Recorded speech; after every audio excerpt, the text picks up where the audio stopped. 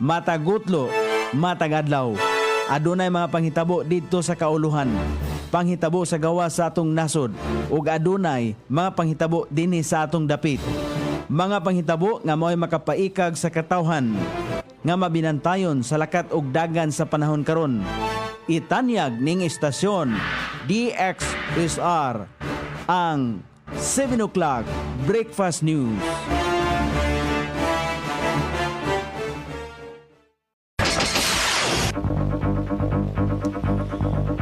Ikala, kumusta? May buntag Iligan, may buntag Mindanao, may buntag Pilipinas.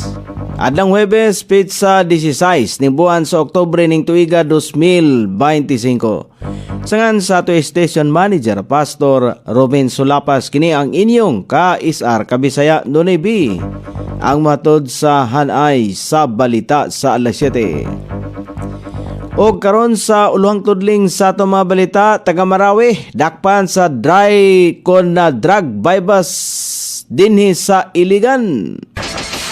Batang adunay hydrocephalus, mga nagsakit o stroke sa barangay Saray, giduaw sa Uplan Bisita.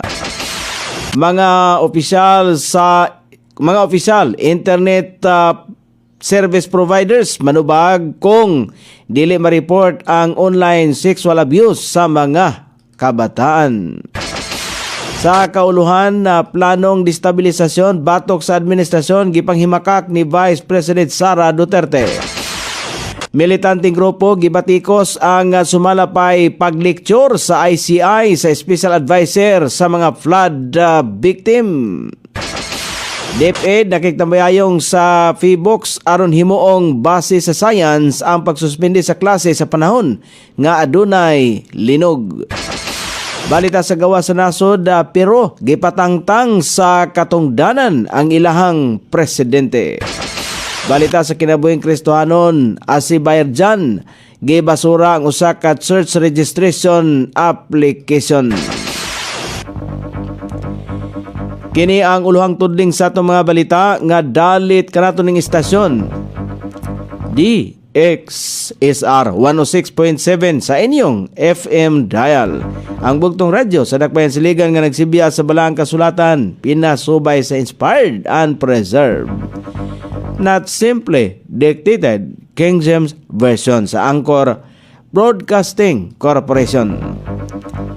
O karon sa kompleto nga detalye, napalitan o ginadiling droga nga balor sa 800 pesos si alias Nagil sa gipahigayon nga drug bypass operation sa City Drug Enforcement Unit kauban ang Philippine Drug Enforcement Agency sa niaging gabi sa Purok 6, Barangay Saray ning Dakbayan sa Iligan. Ang suspect taga Raya, Madaya, Marawi City. Nakuha gikan kaniya ang laing usa ka large o duha ka small size sa sa gituang droga nga motimbang og 6 grams ug adunay market value nga 48,400 pesos. Miangkon ang suspect nga iyaha ang mga nakuhang butang. Kon droga, sumala pa niya. Karon pa lang siya nadakpan sa kapulisan. Ana siya karon sa Police Station 5. Gihatagan og libreng serbisyo medikal gikan sa City Health Office ang upat ka mga beneficiary sa Uplan Bisita sa Barangay Saray ning Dakbayan, Siligan. Mapasalamaton si Emilio Noval kang Mayor Frederick Siao kay tungod sa programa sa Uplan Bisita na check up ang iyang anak nga napulo ka tuig na nga adunay hydrocephalus og gihatagan og libreng tambal.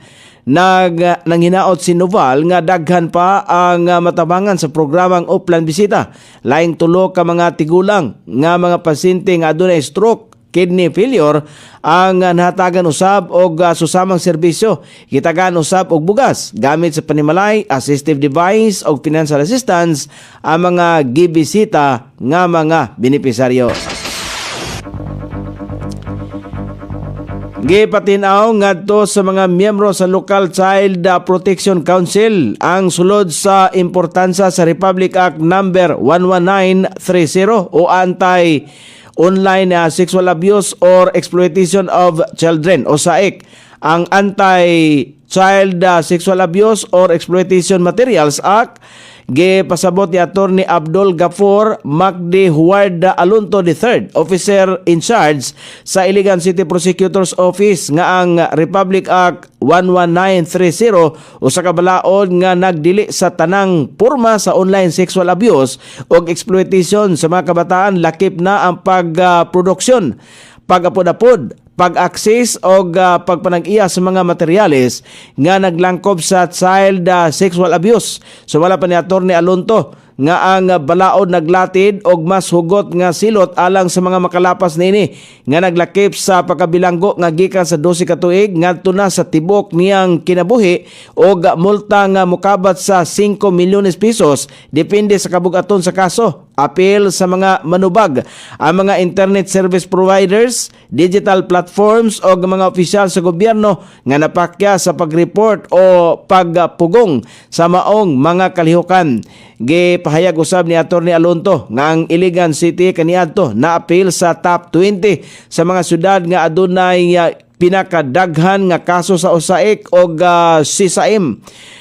Apan na tungod sa paningkamot sa anti-usaik o sisaim task force, mikunhod ang mga kaso og napalig-on ang mga intervention. Ang maong task force na institutionalized na pinagi sa usa ka ordinansa nga gipasang-at ni Konsyal Tomas Direcciao, Committee Chairperson on Social Services. Gipasalamatan ni Attorney Alonto ang maong inisyatibo nga iya ang giila nga usa ka dakong lakang aron magpadayon ang pagpakigbisog batok sa usaik bisan human sa termino ni Mayor Frederick Siao og masiguro nga adunay pondo ang operasyon sa task force sa umaabot.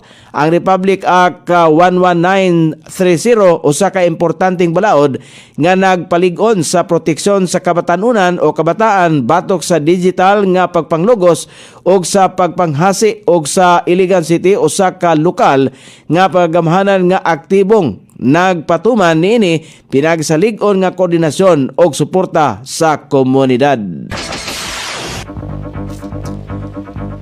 Balita sa kauluhan, gipanghimakak ni Vice President Sara Duterte ang mga taho sa destabilisasyon batok sa administrasyon o gikaingon nga ang kasamtangang gobyerno ang insecure sa tingog sa katawhan. Sa press briefing sa Zamboanga, gisulti ni Vice Presidente Sara nga wala nahitabo ang destabilisasyon o ang hulihingo kon hulohongihong lamang kini.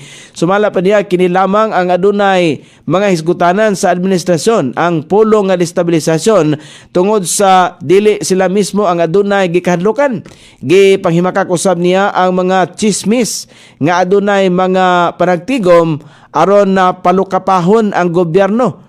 Apan sumala pa ni Vice President Sara nga kung ado naman kini mao ang Makabayan Block nga gustong ilogon ang gahom. Buelta usab ni Bayan Chairperson Teodoro Casino o gikaingong sayop nga tawgong destabilizer ang mga nangita sa adunay tulubagon sa kahiwian. Gipamugos niya nga tumong sa Makabayan nga bag-uhon ang tiwaling sistema og dili kini palukapahon. Mainumduman nga nagsugod ang iso sa destabilisasyon sa halapan nga protesta kontra korupsyon niadtong Setyembre 21 kung asa adunay tensyon tali sa mga realista o mga pulis haduol sa Malacañang.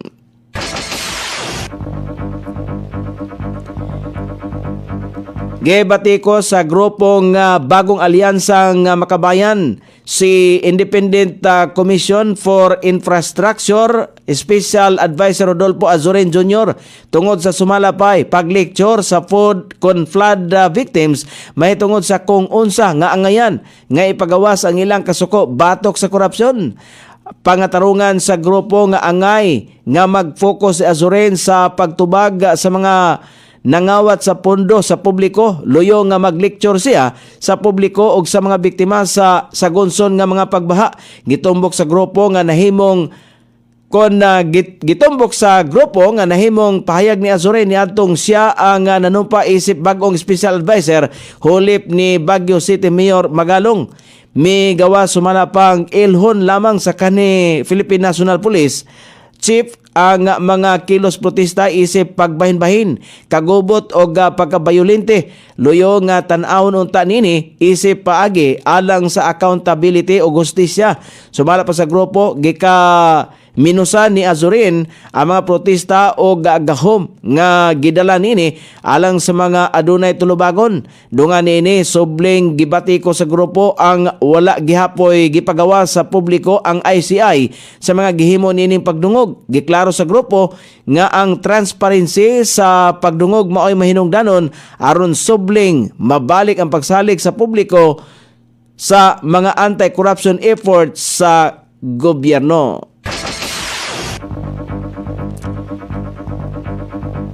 Nakigtambayayong na ang Department of Education ngadto sa Feebox aron himuong subay sa siyensya ang pagdesisyon sa suspensyon sa klase sa panahon nga adunay linog o kalamidad. Sumala pa kang Education Secretary Sani Angara tumong sa koordinasyon nga siguroong luwas ang mga estudyante samtang padayon ang pagtuon. Kauban si Feebox Director Renato Solidom, pagtutukan sa DepEd ang mga tulunghaang haduol sa fault lines aron mapalig-on kini batok sa linog. Giplanuhan usab ang pagtukod sa DepEd Command Center alang sa mas paspas nga monitoring og disaster response samtang gibansay ang mga sakop sa pagsusi sa kaluwasan sa mga building. Magtambayayong usab ang DepEd og Feebox sa paghimo og mga science-based advisory aron pakigbatukan ang sayop nga mga impormasyon sa panahon nga adunay krisis.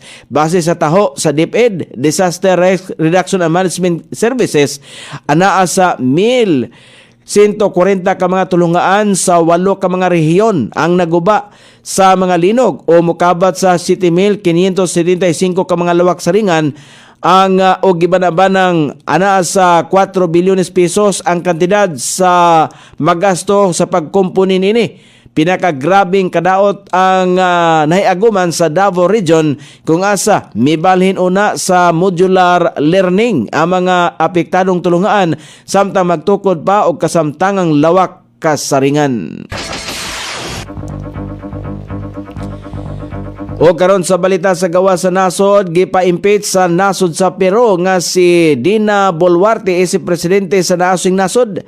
Kini ang ikasyam nga tuig diin paspas nga nag-ilis ang nasod og lider. Nataho nga si Boluarte na impeach nga adunay 96% disapproval rating diin.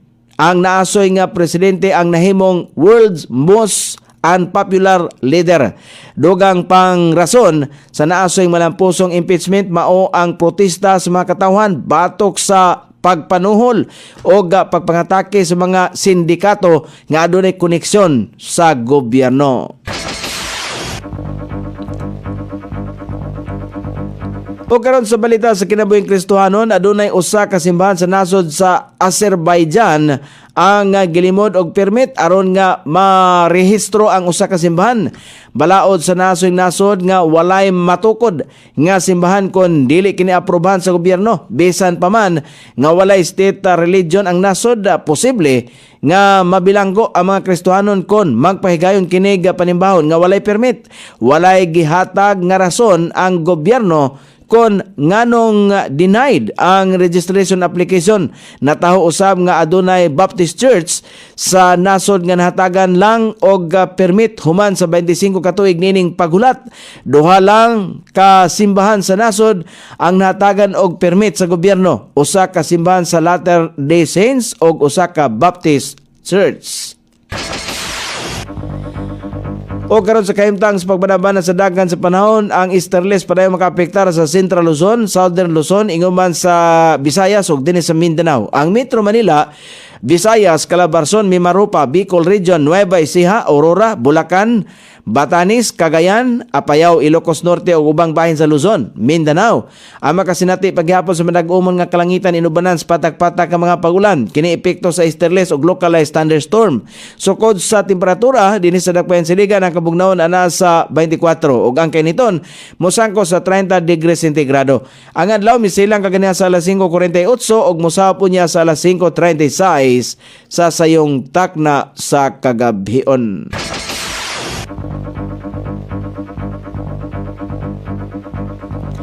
Inyong nabati ang kinatibuk-ang hanay sa balita sa alas 7 nga dalit kanato ning istasyon. DXSR 106.7 sa inyong FM dial. Ang buktong radyo sa Dakbayan Siligan nga nagsibya sa balang kasulatan, pinasubay sa inspired and preserved. Not simply dictated, King James Version sa Anchor Broadcasting Corporation.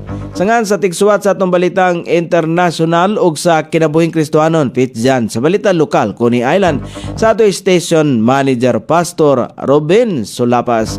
Kini ang inyong KSR Kabisaya. Nonay magpasalamat ug moingon. Mayong buntag, Iligan.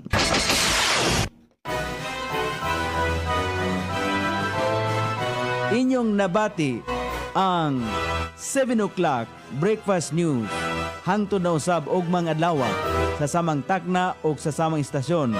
Daghang salamat sa iyong pagpaminaw ug maayong buntag.